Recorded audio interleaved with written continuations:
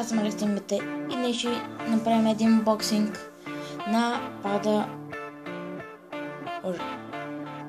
Rage. Пада може да ви се струва малък, но дори да е така, той е достатъчно голям за удобно място на мишката, където да не ви попречва да я дигате и да местите отново. Отдолу пада с вулканца, които му помагат да седи равен и да не се мързи.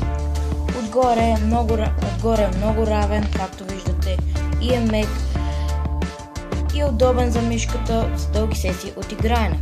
Също ще ви покажа и една от моите мишки GXT 152 Gaming Mouse. Много просто. Както виждате, мишката разполага с 6 бутона, двата страни, главните бутони и бутона за смене на цветовете. Цветовете на мишката са 3. Аз ще набързо да покажа, защото не е включено в компютъра, но ще ви ги кажа. Син, червен и зелен. Както виждате, може да ги видим и тук на кутията.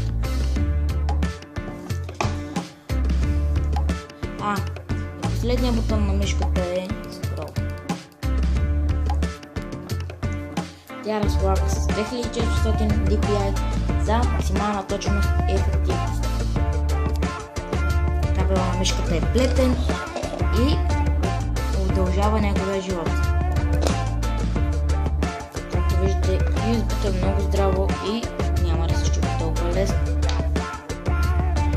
Мишката е много удобна, както виждате, задната част е по-голяма за удобност на палеца и на другите два пръста.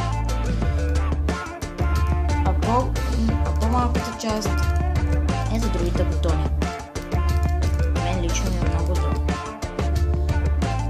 Като ако обърнем мишката, виждаме 4 гумички, които помагат за гладко местене на мишката и да не се нервирате от засичане. Лазера, който още не е включен, защото не е включен от мишката в компютъра, е много точен и няма да ви засича нито в една секунда. И се постарая да сложа линк на мишката GXT 152 Gaming Mouse.